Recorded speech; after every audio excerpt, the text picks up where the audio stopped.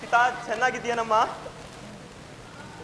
ನೋಡೋಣ ನಾನು ಎಷ್ಟು ಚೆನ್ನಾಗಿದ್ದೀನಿ ಅಂತ ಕಣ್ ತುಂಬ ನೋಡು. ಸೀತಾ, ಯಾಕಮ್ಮ ಈಗ ಮಾತಾಡ್ತಿದ್ದೀಯಾ? ನಿನ್ನ ನೋವು ಏನು ಅಂತ ನನ್ಗೆ ಗೊತ್ತಮ್ಮ. ಆದ್ರೆ ನೀನು ಈ ರೀತಿ ದುಃಖಿಸಬಾರ್ದು. ನೀನು ನನ್ನ ಮುತ್ತಿನಂತ ತಂಗಿ ಅಲ್ವಾ? ಈ ನಮ್ಮ ಮನೆಯಲ್ಲಿ ಯಾವಾಗ್ಲೂ ನಗ್ತಾ ಇರ್ಬೇಕು ಅನ್ನೋದು ಈ ಅಣ್ಣನ ಆಸೆ. ನಾನು ನಗ್ತಾ ಇರ್ಬೇಕಂತ ಅಣ್ಣ. ಯಾವ ತಂಗಿ ನೀವು ಸುಖವಾಗಿರ್ಬೇಕು, ಚೆನ್ನಾಗಿರ್ಬೇಕು, ಅವಳು ವಿದ್ಯಾವಂತಳಾಗಿ ಒಳ್ಳೆ ಮನೆಗೆ ಸೇರ್ಬೇಕು ಅಂತ ಅದೆಲ್ಲ ಆಶಾ ಗೋಪುರದಷ್ಟು ಕನಸುಗಳನ್ನ ಹೊತ್ತಿದ್ರಲ್ಲ, ಅದೆಲ್ಲವೂ ಇವತ್ತು ನೆಲಕ್ಕೆ ಬಿದ್ದು ಚೂರು ಚೂರಾಗಿ ಹೋಯ್ತಣ್ಣ. ಚೂರು ಚೂರಾಗಿ ಹೋಯ್ತು. ಸೀತಾ, ಎಂತ ಮಾತಾಡ್ತಿದ್ದೀಯಾ? ಹೌದಣ್ಣ, ಅಂಧಕಾರದಲ್ಲಿ ಮುಳುಗಿರೋ ಈ ನನ್ನ ಬಾಳು ಇವತ್ತು ಸಾಯ್ಲೋ ಬದುಕೋ ಅಂತ ವಿಲ ವಿಲ ಒದ್ದಾಡ್ತಾ ಇದ್ದೀನಿ ಅಣ್ಣ.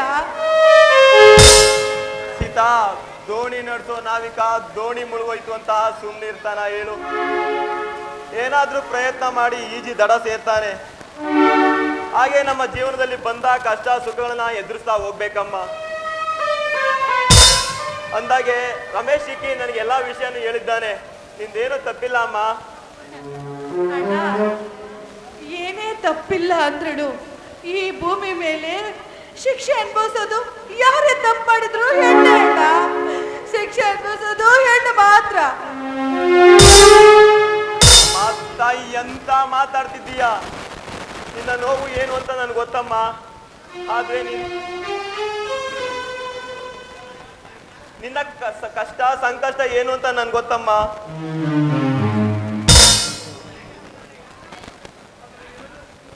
ಈ ಆದರೆ ಎರಡಷ್ಟು ನೀನು ಅಣ್ಣನಿಗಿದೆ.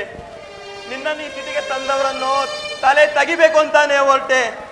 ಆದ್ರೆ ರಮೇಶ್ನ ಸಹನೆ ಶಾಂತಿಯುತ ಮಾತುಗಳಿಂದ ನನ್ನ ಕೈಗಳು ಕಟ್ಟಾಕ್ಬಿಟ್ಟು ಅಮ್ಮ, ಕಟ್ಟಾಕ್ಬಿಟ್ಟು. ಅಣ್ಣ, ನೀನು ಅವನ ತಲೆನ ತೆಗೆದ್ಬಿಟ್ರೆ ಏನಿನ್ ತಂಗಿ ಬಾಳು ನನ್ನ ಜೀವನ ಸರಿ ಹೋಗ್ಬಿಡುತ್ತೇನಣ್ಣ? ಹೇಳು. ಏನ್ ಈಗ ಮಾತಾಡ್ತಿದ್ದೀಯಾ?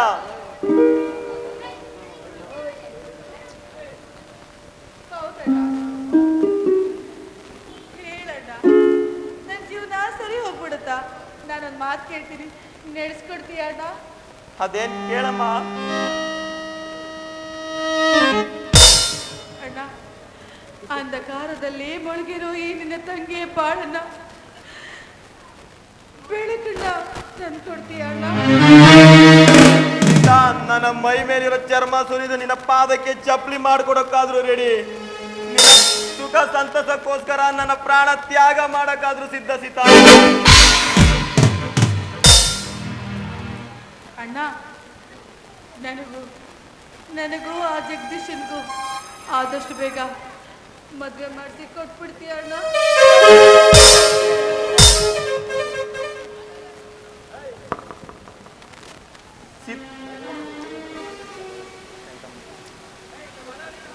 ಸೀತಾ, ಹಾಗೆಲ್ಲ ಮಾತಾಡ್ಬೇಡಮ್ಮ. ಅದನ್ನು ತಡೆದುಕೊಳ್ಳುವ ಶಕ್ತಿ ನಿನ್ನ ಅಣ್ಣನಿಗಿಲ್ಲ. ಅದೇನ್ ಕೇಳ್ಬೇಕು ಅಂತಿದ್ಯಾ ಕೇಳಮ್ಮ. ಅಣ್ಣ, ಹೇಳಿದ್ನಲ್ಲಣ್ಣ, ನನ್ನ ಬಾಳಿನಲ್ಲಿ ನೀನು ಬೆಳಕು ಕೊಡೋದಾದ್ರೆ ನನ್ನನ್ನ ಆದಷ್ಟು ಬೇಗ ಜಗದೀಶನಿಗೆ ಮದುವೆ ಮಾಡಿ ಕೊಡ್ತೀಯ ಅಣ್ಣ? ಸೀತಾ, ನಿನ್ನ ಬಾಳಲ್ಲಿ ಬೆಳಕು ಬರೋದೇ ಆದ್ರೆ ನಾನು ಯಾವ ತ್ಯಾಗಕ್ಕೂ ಸಿದ್ಧ ಸೀತಾ.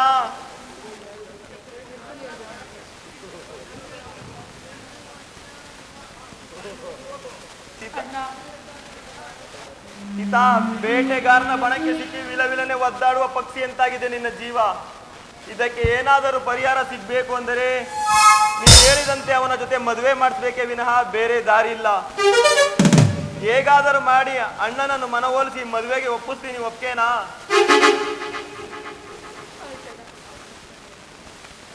ನಾನು ಈ ಭೂಮಿ ಮೇಲೆ ಅದೆಷ್ಟು ನಾನು ತೀರ್ಸೋದಕ್ಕಾಗೋದಿಲ್ಲ. ತುಂಬಾ ಥ್ಯಾಂಕ್ಸ್ ಅಣ್ಣ.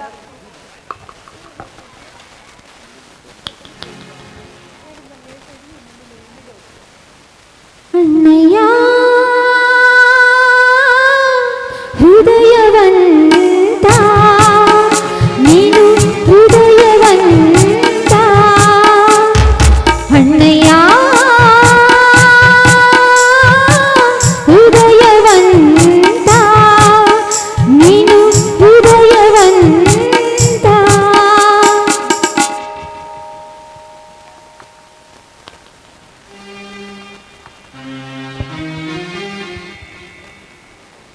ಸೀತಾ, ಯಾಕಮ್ಮ ಇಷ್ಟೊಂದು ಟೆನ್ಷನ್ ತಗೋತೀಯಾ? ಸ್ವಲ್ಪ ಸಮಾಧಾನ ಮಾಡ್ಕೋ. ನೀನು ಯಾವಾಗ್ಲೂ ನಗ್ನಗ್ತಾ ಇರ್ಬೇಕು ಅನ್ನೋದೇ ಈ ಅಣ್ಣನ ಆಸೆ. ಎಲ್ಲ ಒಂದ್ಸಲ ನಗು ನೋಡೋಣ.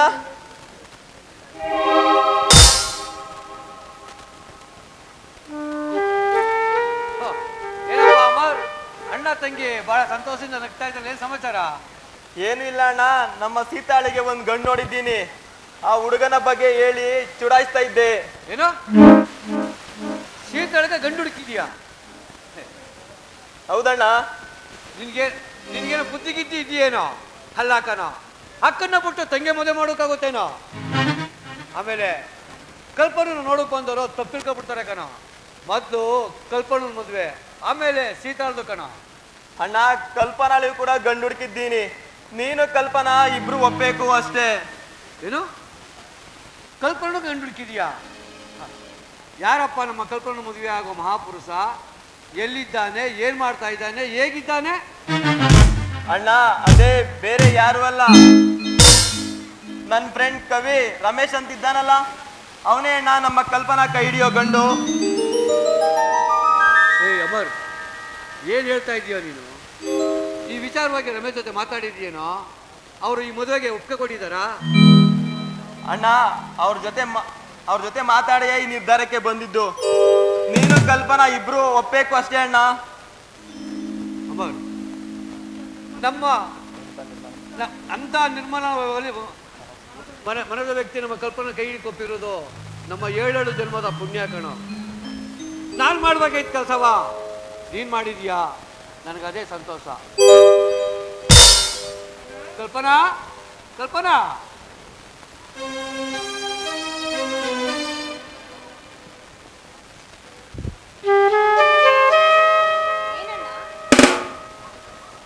ನಾವೊಂದು ಹೇಳ್ತೀನಿ ಇಲ್ಲ ಅನ್ಬೇಡ ಕಣಮ್ಮ.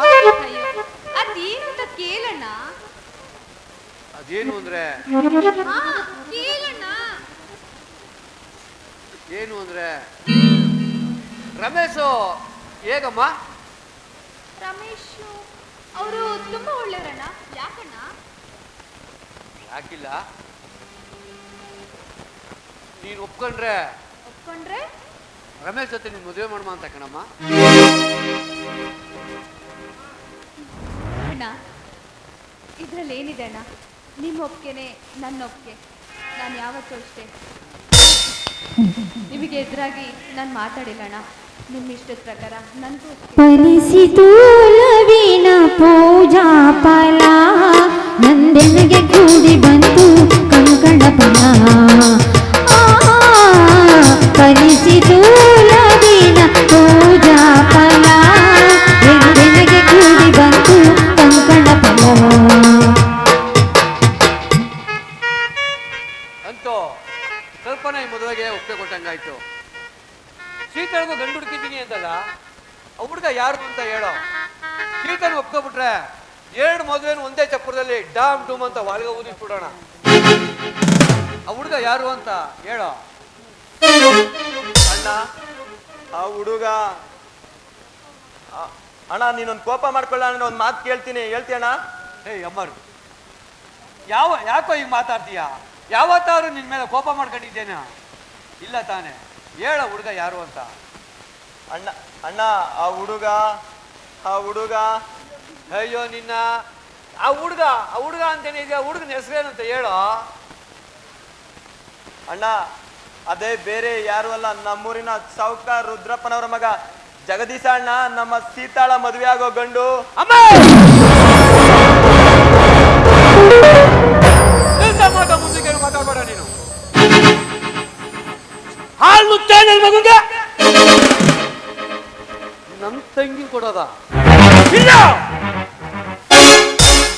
ಆಗ್ತೇನೆ ಇಲ್ಲ. ಹೇ ಅಮರ್, ನಿನ್ಗೆ ಯಾಕ ಈ ದುರ್ಬುದ್ಧಿ ಬಂತು? ಒಂದು ಕಣ್ಣಿಗೆ ಬೆಣ್ಣೆ, ಮತ್ತೊಂದು ಕಣ್ಣಿಗೆ ಸುಣ್ಣವೇನೋ? ಬೇಡ ಕಣೋ, ಬೇಡ.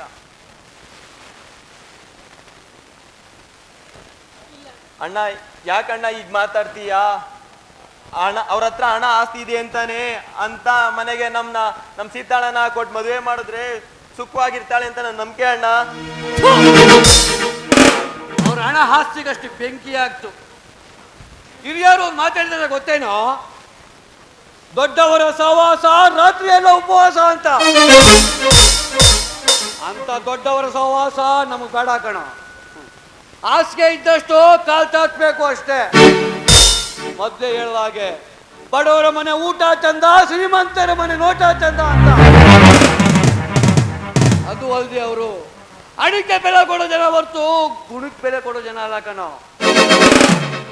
ಅಂತದ್ರಲ್ಲಿ ನಮ್ಮ ತಂಗಿ ಸೀತಾನ್ ಕೊಟ್ರೆ ಅವ್ರು ಚೆನ್ನಾಗಿ ನೋಡ್ಕೊತಾರೆ ತಿಳ್ಕೊಂಡಿದ್ಯಾ?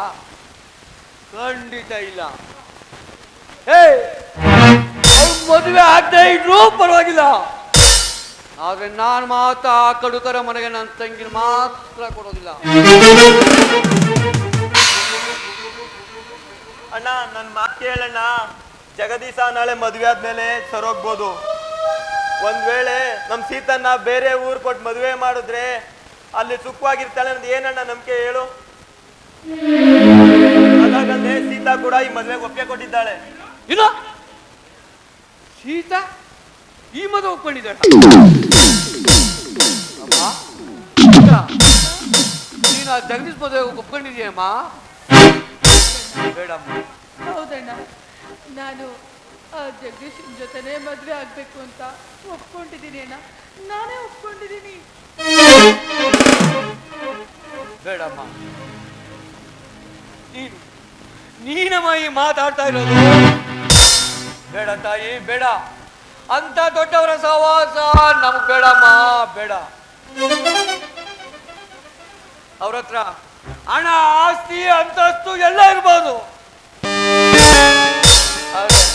ನಿನ್ನನ್ನು ಪ್ರೀತಿಸುವಷ್ಟು ಗುಣ ಅವರಲ್ಲಿಲ್ಲಮ್ಮ, ಇಲ್ಲ. ನೋಡಿಸಿದ, ನಾನು ನಿನಗೆ ಉತ್ತಮವಾದವರನ್ನು ಹುಡುಕಿ ನಾನು ಮದುವೆ ಮಾಡಿಸ್ತೀನಿ. ಆ ಕುಲಗೆಟ್ಟ ಸಂಬಂಧ ಮಾತ್ರ ನಮಗ್ ಬೇಡ ಅಮ್ಮ, ಬೇಡ.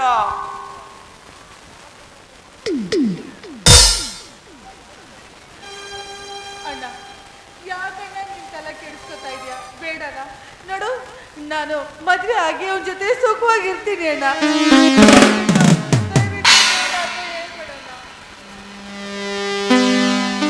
ಮದ್ವೆ ಆದ್ಮೇಲೆ ಅವನ ಜೊತೆ ಸುಖವಾಗಿರ್ತೀನಿ ಅನ್ನೋ ನಂಬಿಕೆ ನನಗಿದೆಯಣ್ಣ, ನನಗಿದೆ. ಹೌದಣ್ಣ, ದಯವಿಟ್ಟು ಇಲ್ಲ ಅಂತ ಹೇಳ್ಬೇಡಿ.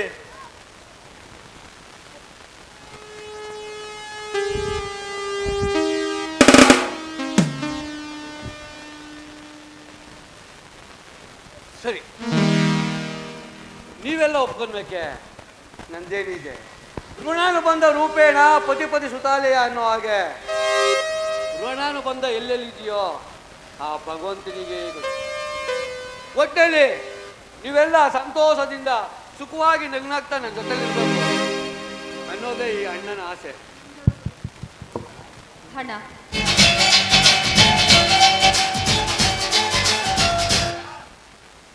ಅಣ್ಣ, ನಿಜವಾಗ್ಲೂ ಅಣ್ಣ, ನಾವು ಸುಖವಾಗಿ, ಸಂತೋಷವಾಗಿ, ನೆಮ್ಮದಿಯಾಗಿರ್ತೀವಿ. ನೋಡಿ, ನಾನು ಸೀತಾ ನಿಮ್ಮಂಥ ಅಣ್ಣನ ಪಡೆಯೋದಕ್ಕೆ ಪುಣ್ಯ ಮಾಡಿದ್ದೀವಿ. ನೀವು ನಮ್ಮ ಜೊತೆಲಿ ಇರ್ತೀರ ಅಂತ ಹೇಳಿದರೆ ನಾವು ಎಲ್ಲೇ ಇದ್ದರೂ, ಗಂಡನ ಮನೆಗೆ ಹೋದರೂ ಸುಖವಾಗಿರ್ತೀವಣ್ಣ. ನಿಮ್ಮ ಆಶೀರ್ವಾದ ಅನ್ನೋದು ನಮ್ಮ ಮೇಲೆ ಇರಬೇಕಷ್ಟೆ.